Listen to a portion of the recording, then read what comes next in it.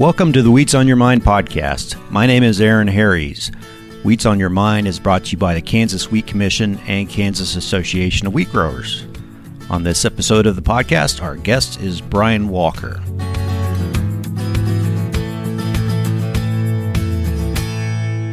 Brian Walker started working in the flour milling industry 6 weeks removed from high school. That beginning became a career of more than 45 years working for Seaboard, Cargill, Ardent Mills, and then Miller Milling. He now resides in Minnesota with his family. Brian, thanks for being our guest here. Glad to be here, Aaron.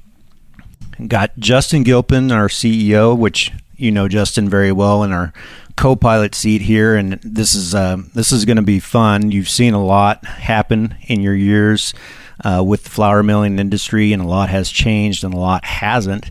But let's start with the basic question.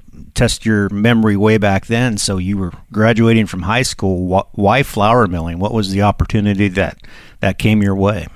At that point in time, I was looking at right out of high school, I was working full-time pumping gas. That's back before self-service gasoline was available. And I got a call from a friend of mine from high school whose father worked at Seaboard Allied Milling. His name is Jack Miller. He was inquiring about what my plans were, and I didn't really have many plans at that point. And they asked if I'd be interested in it was called an assistant quality control manager, which really was nothing more than a sample jockey in the mill. I was making sure that I was keeping the sample cans clean of ink and had enough cans for the millers to collect them and get the samples and spot check them for the proper ingredients and get the samples moved into various sections of the lab to get the analysis run. And I spent a lot of time in the mill. At that point in time, I was told that I had to be there any day that the mill ran, and there will be a few weeks where you'll have 6-day weeks. You'll have to work on Saturday, or in that rare event that you run the mill 7 days, you have to be there on Sunday as well. And at that point in time in the industry, we were packing a lot of flour for Egypt and a lot of parts over in the Middle East. But I remember the 140-pound jute bags vividly. So the first week I worked, it was 6 days. I was making $4 an hour, and I got paid time and a half on Saturday. And then Sundays first week was 6 days, and then I worked like 6 straight 7-day weeks. I thought, what am I getting into here? But I really learned a lot. The other thing about Seaboard that was interesting was the corporate lab was there. Seaboard was going through a lot of expansion to destination mills that they started building in the 60s. The corporate headquarters were there on Southwest Boulevard as well. That was before it moved out into Miriam. And so the mill was there for another 5 years before it shut down in 1980. I got kind of an interest in baking a little bit when we were doing all the baking in the lab there and doing the crop survey and getting to know all the wheat classes. And most of our capacity was in the Midwest and in the East and Southeast. So I got to know a lot about the wheat that was flowing to those parts of the country. After a while, the management asked if I would be interested in technical service, and they would educate me in that area. And so they sent me to the American Institute of Baking there in Manhattan for a 20-week residence course, which opened up a lot of opportunity for Brian Walker at that point. Yeah, well, that's a school of hard knocks. So who really took you by the hand through those early weeks and months and years and showed you around and taught you everything you needed to know? Or I'm sure you asked a lot of questions. Yeah, I think there was a lot of...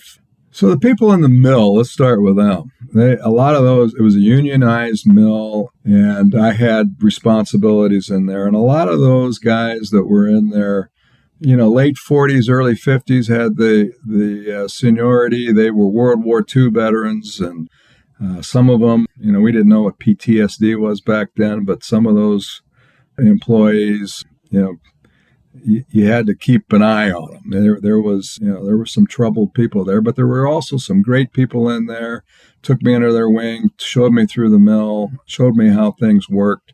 showed me how to ride up and down a man lift. It was a lot of fun. And then in the lab, I credit a guy by the name of Gene Unruh, which is a historic Kansas name. That's a very popular name in Kansas. He's from central Kansas. A guy by the name of Virgil Atkins, who was the technical service guy for us. He came out of the baking industry. People like John Winery, Jack Miller, those folks just took me under their wing. And then the people in the lab were great too. It was a unionized lab, very specialized. So you had to watch what you touched if you got it, or you'd get a grievance put at you. So there was a lot of rules and regulations around that. But I learned a lot about life at Seaboard Allied Milling on Southwest Boulevard. Let's put it that way. But Gene Unruh, he was a problem solver. He had a way of digging and figuring out, the root cause of things. He was pretty relentless. And Virgil, in terms of what he taught me about baking and preparing me for the American Institute of Baking and beyond, was priceless for me. There's no way I could measure what I got for those two guys.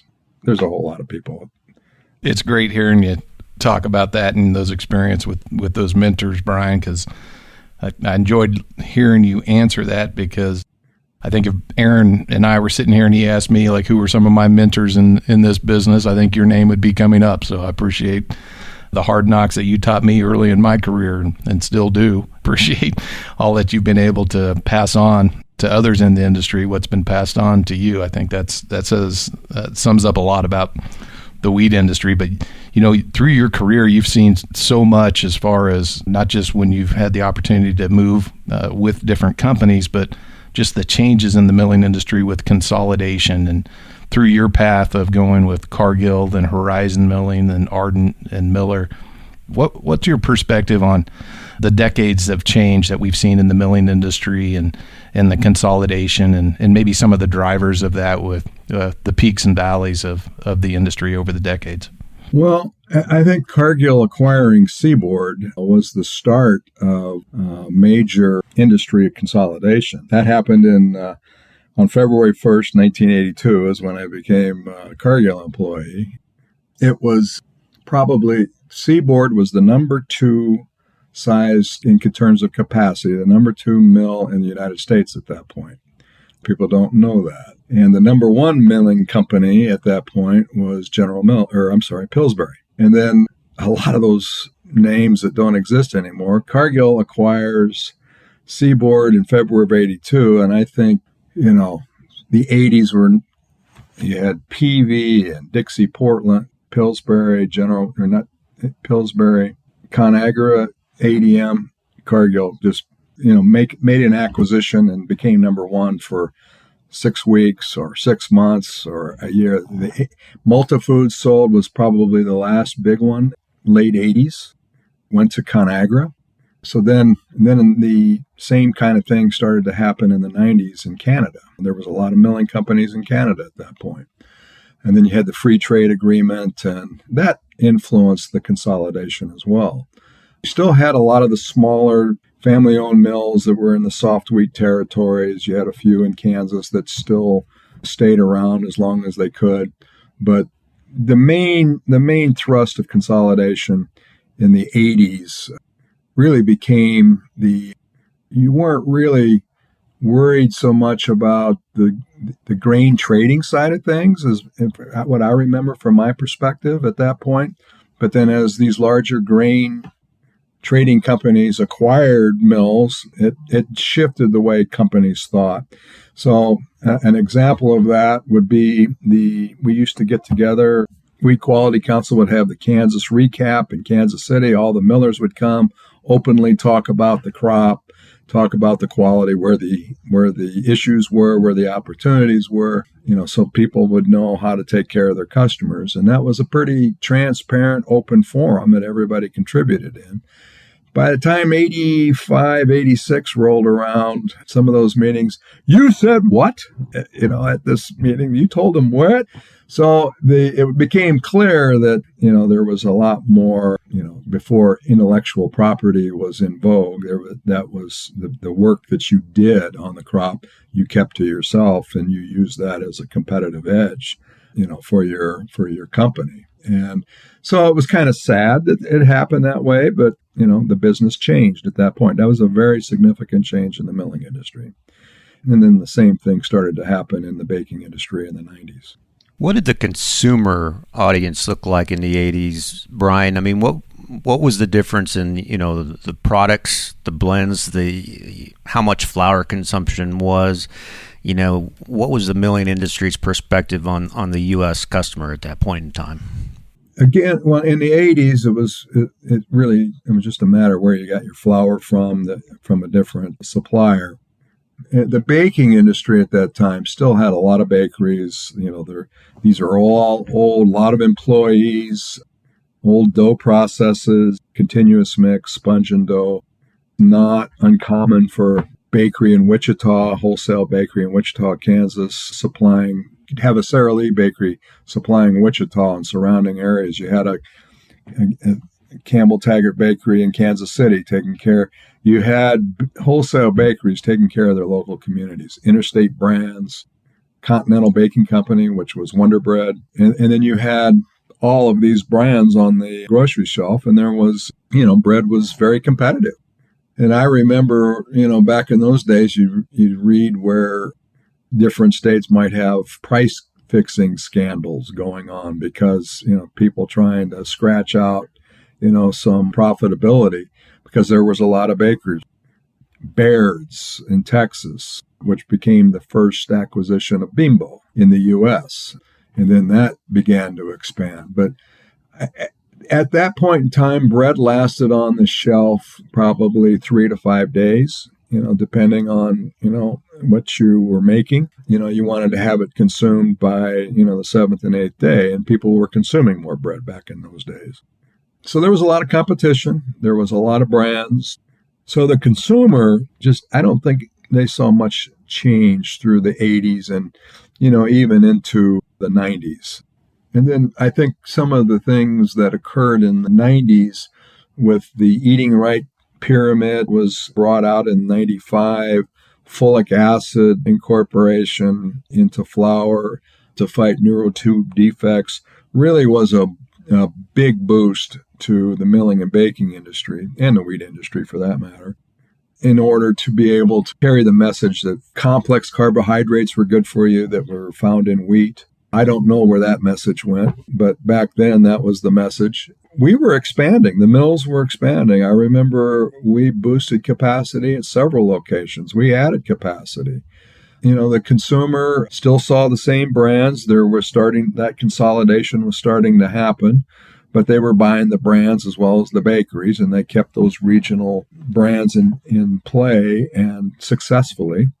And then you get into the early 2000s and, the Atkins diet, the low-carb diet, that hit our industry pretty hard in around 2000, 2002.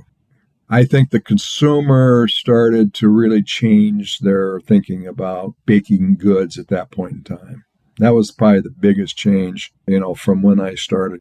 I was one of those customers of the Dillon's always had like the day old bread store, like the bread they were trying to put on sale because they were trying to move it because it was being rotated out. I was growing up, I was a customer of that one, but you don't see the day old bread store anymore. That shelf life stability. That was the other change. Has certainly changed flour disappearance, which is a lot of what that per capita number is based on. That's a good point. Dillon's, they had their own bakery. A&P had their own bakery. There was a lot of grocery chains that also had their own bakery, and they were making their own private label bread to compete with the brands in their stores.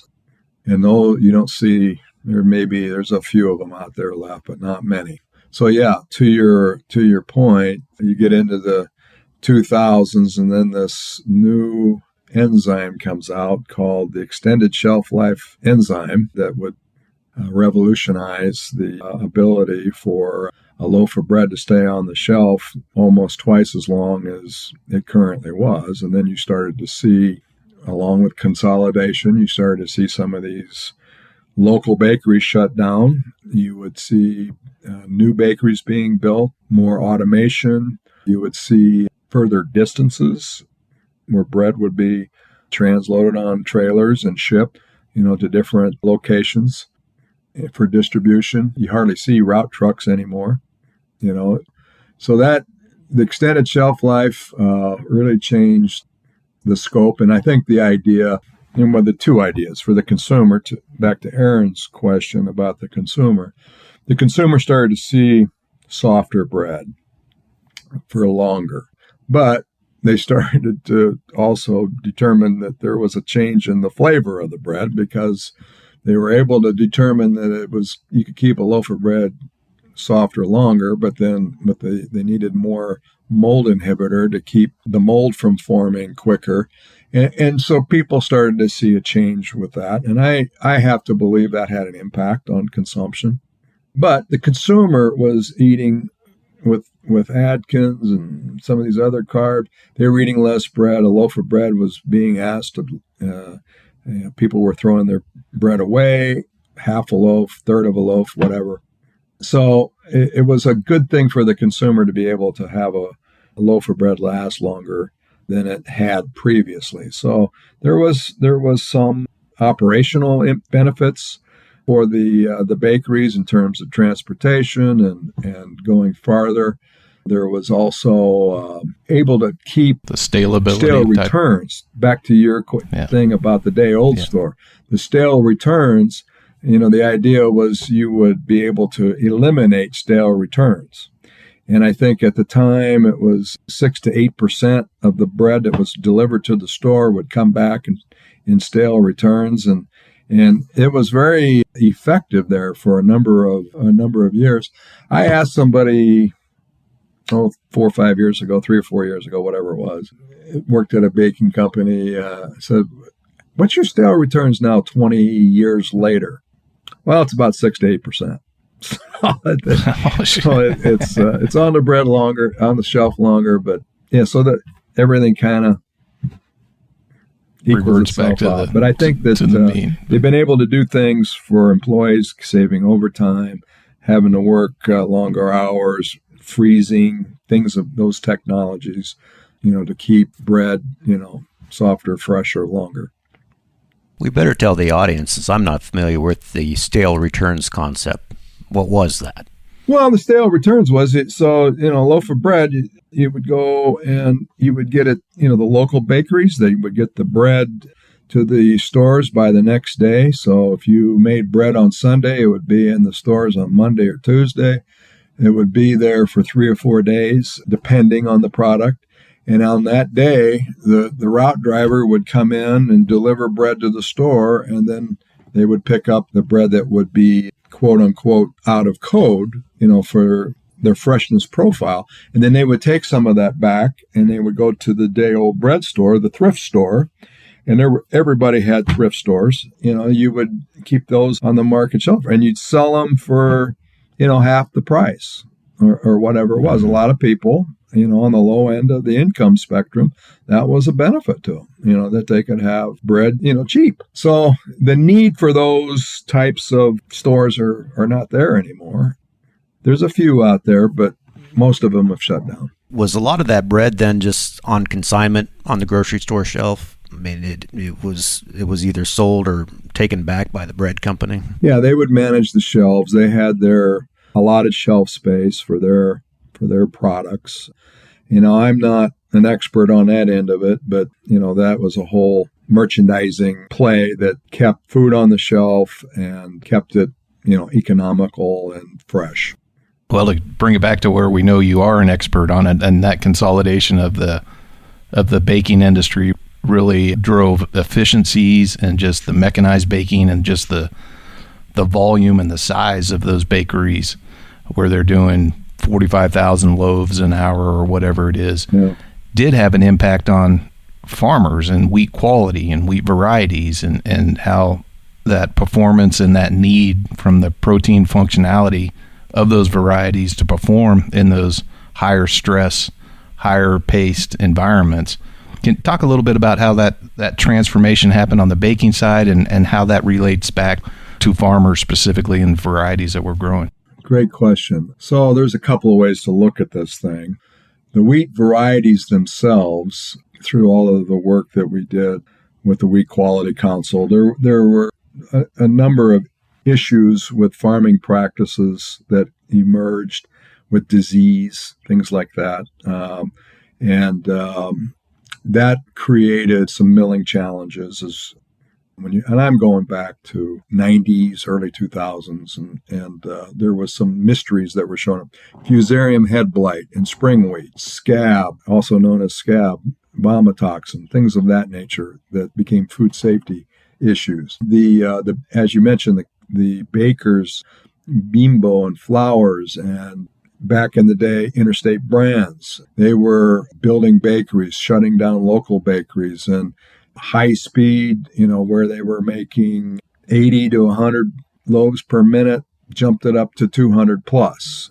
So a lot of dough pumps, a lot of mixing capacity, a lot of stress on the quality, the protein quality. In addition to that, which also impacted the quality of the dough, was the additives that you were able to use. And one in particular, potassium bromate, was a very popular additive. It was cheap. It was mined, actually. It was very effective. And if you used it low, there were limits as far as how many parts per million you could use. And it was very, very effective. But that became on the hit list back in late 80s, early 90s.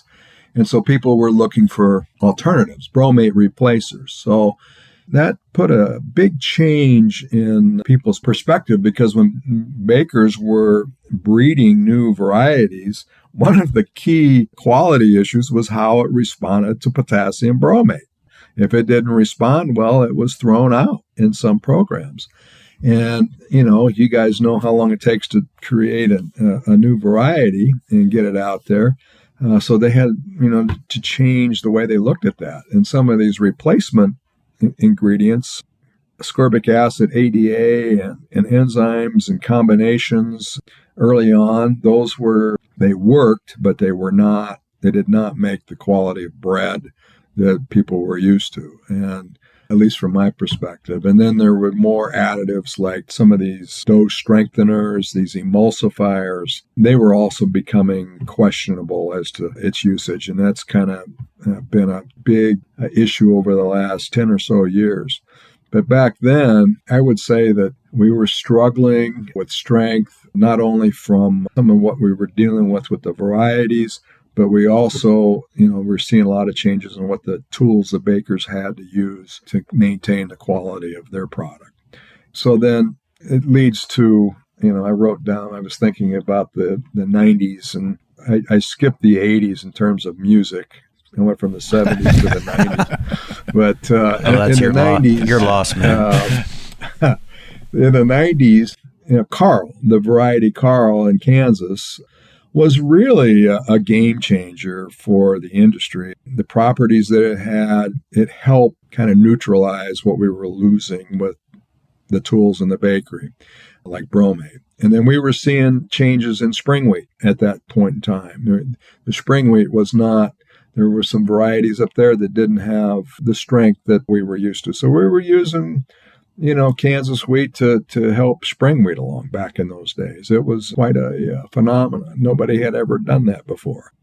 So it depended on where you were and what you were making in your customer base, but that was an important key to getting through some of those periods, particularly with, when you had some food safety issues with vomitoxin. And then that also became, there was a variety called Glenn that came along about mid-2000s in spring wheat that a lot of acres went to Glenn up there. And it brought back, in my opinion, the brand for spring wheat. And then Carl, you had Carl 2, you had Jagger, you had some of those varieties, in that period that helped stabilize, what we were using in the bakery. And then we still had milling issues, we still had disease issues. And then, getting into the early 2000s, there was a lot of tools that the wheat breeders had in their box that they could use. We had meetings at the Wheat Quality Council. Okay, we've got this thing called marker-assisted selection. and the wheat genome was being developed. And I don't remember what year it was finalized, but it's probably been 15, 20 years ago now. We had a meeting, millers, if one thing we should use, it was at the prior to the annual meeting of the Wheat Quality Council. We went through what marker-assisted selection was. We could start utilizing some of these tools. What things would you work on in order to improve the quality of wheat? And I think, the main thing we all were unified in was, let's try to see how we can eliminate some of these diseases out there that are really impact, kernel quality, kernel size, test weight, uniformity of kernel size. We were struggling in the early 2000s. We had some poor milling crops because of the test weight that was there, but the kernel size was very small and there wasn't a lot of endosperm in those kernels. And so we having to grind a little more wheat to get 100 pounds of flour there for a while. And so a lot of those tools, I think, were very useful. Then the agronomy and the availability of tools for inputs for farmers to eliminate some of these diseases or reduce some of these diseases, I think over the last 10 to 15 years have been very instrumental in maintaining and improving, milling quality overall. It's not without its problems, but I don't think we are dealing with, at least in the last 10, 15 years, we have not dealt with some of the problems that we had 30 years ago, 40 years ago. Brian, you mentioned a lot of ingredients and additives that were kind of game changers in the industry. I'm curious to see, is there a quality testing change that was a game changer in the industry? The way you measured quality in the milling and the baking world, something that was kind of an aha moment for you and changed the way things were going forward. You're trying to check me on that one, right, Aaron? Because you've heard me say, I believe one of the transitions happened like when we were doing selections with Carl 92, how so much focus was on using a mixograph and loaf volume being so important. Whereas then when at some of the wheat quality councils, bimbo bakeries, and started having these farinograph stabilities that they were requiring as far as like protein strength and stability, that wasn't necessarily a strong correlation to loaf volumes. Those are internal discussions we've had that we're trying to make adjustments and trying to understand the industry better, Brian. When I could think of the one variety that you might be thinking about where we didn't get loaf volume, I don't know, the testing that we're doing is, NIR technology, that's been around for a long time. Protein, moisture, we've eliminated the need for technicians in the lab. Those were game-changing in terms of being able to more quickly analyze. The farinograph, that's the one tool that I've used, and utilized over 50 years. The farinograph, I don't want to speak ill of certain things, but, the farinograph in its digital format, it took out subjectivity in the test, but I don't know how objective it is, because there's some things that in the test, the old mechanical machines that would give you some indication of how flour would hydrate, how elastic or how inelastic a flour is, because some of the new components, the software in some of these tests, they want to kind of keep it all the same, the bandwidth to be the same. They want hydration to look similar. I'm oversimplifying it, but I think we've lost some things in what we're looking at, because some of these very strong varieties out there, and there's some out there right now, I don't think the farinograph is programmed to recognize exactly what they've got there and how it can be of benefit. So I think that there's some opportunity there. And the mixograph, of course, nobody's making those anymore. I never really worked with them, but I think there were some things that were more beneficial to the wheat breeders themselves because they knew what they were looking at and they knew how to manage those in their programs. But, to your point about loaf volume, that's where the rubber hits the road. And so the farinograph is nothing, or the mixograph or the alveograph or whatever graph you want to talk about, they're It's flour, water. There are modifications to them that you can utilize, but it's flour, water. And you're basically looking at how flour hydrates, how it mixes, how it starts to develop. But it doesn't tell you how it recovers, and it doesn't tell you how it takes additional processing out of the mixer. And it doesn't tell you how it's going to work with whether you're using fermentation or different fermentation systems. It doesn't tell you how it's going, and with your formulation, how it's going to be able to give you loaf volume and size and texture and eating quality and all the things that you expect to enjoy when you're tasting a loaf of bread or a slice of bread. I know you and I've talked about that before, how important it is when you have a bacon sandwich or a ham sandwich to have that, not having that much cheese hanging out the side of your bread or whatever, right? Yeah. Or making sure you don't have holes where your mayonnaise. You don't want those jelly drippers. You don't want those holes.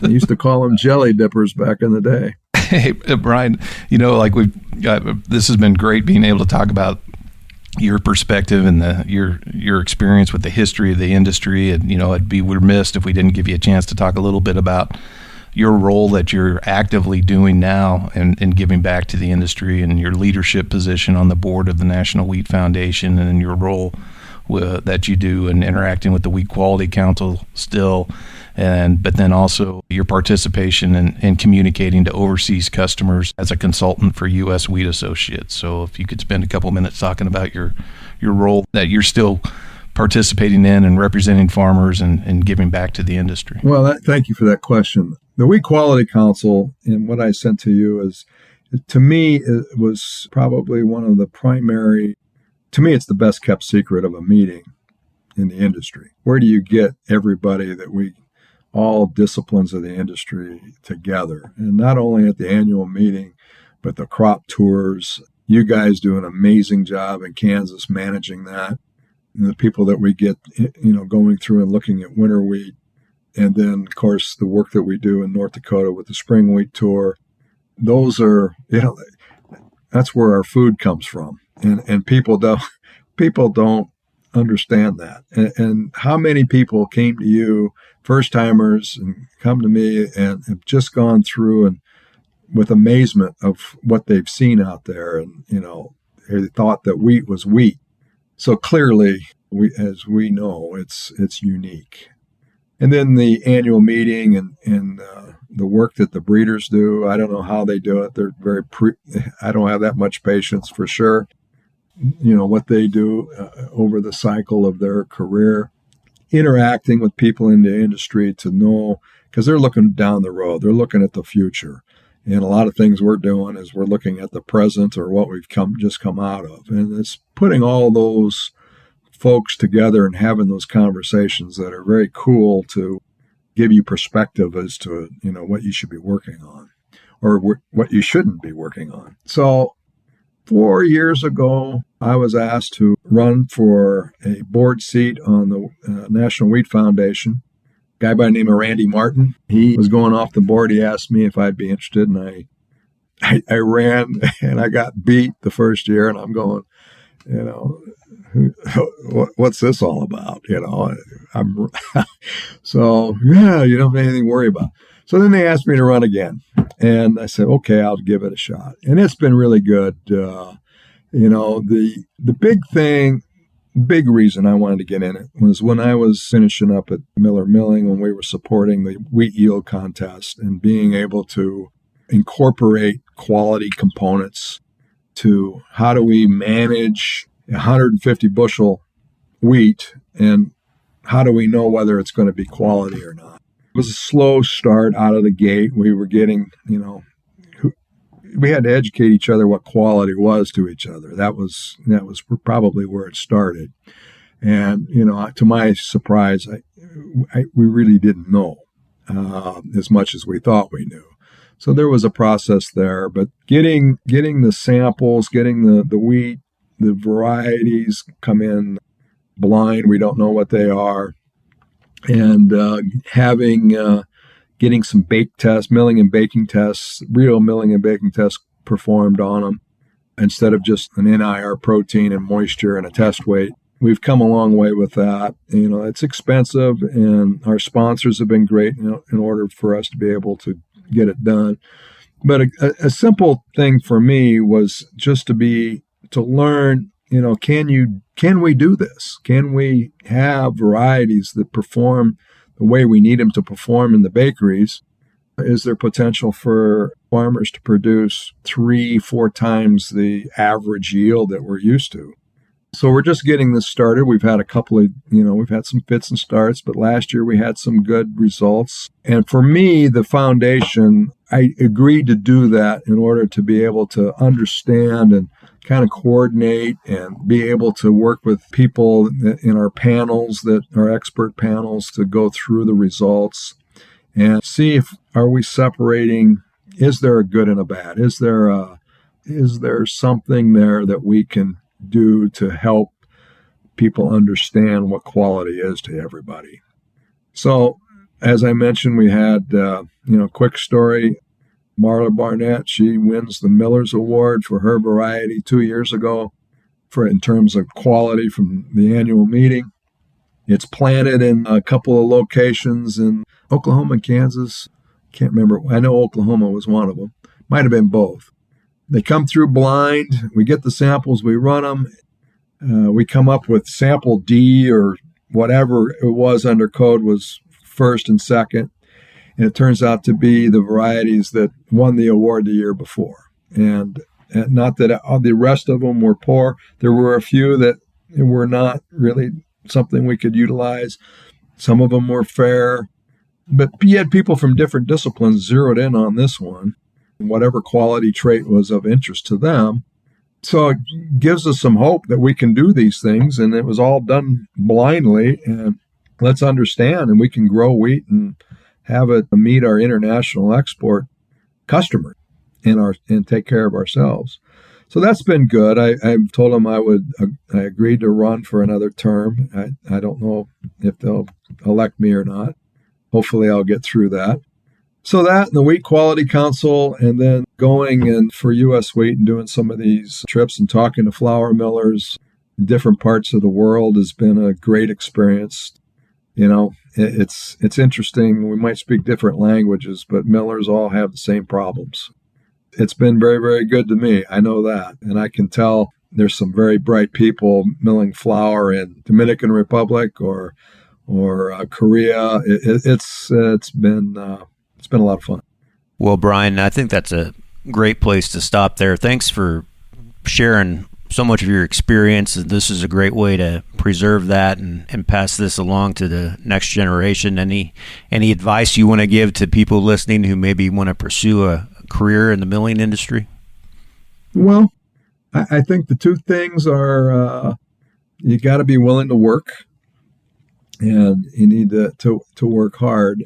And I think that the other key thing, and it was very important for me, was to be involved in things, be involved in these various organizations that we've been talking about, the people you meet, the things you learn. I wouldn't know you guys without some of the activities that are out there.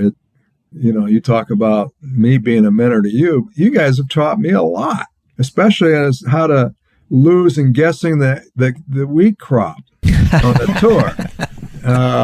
So I attribute that to you, Aaron.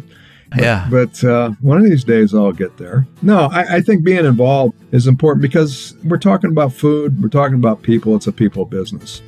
We spent a lot of time on the last 5 years on Zoom calls and emails and not talking directly face to face. And I think we're really losing something there. But being involved and getting a room full of people and breaking bread doesn't get any better than that. Sound advice. Brian, thanks so much for joining us. It's been a pleasure. Yeah, thank you guys. Good to see you. My thanks to Brian Walker for being our guest on this episode of the Wheats on Your Mind podcast. Please email us with your follow-up questions at kswheat@kswheat.com. And remember, you can find all previous episodes at the Wheats on Your Mind website, wheatsonyourmind.com. Thanks for listening.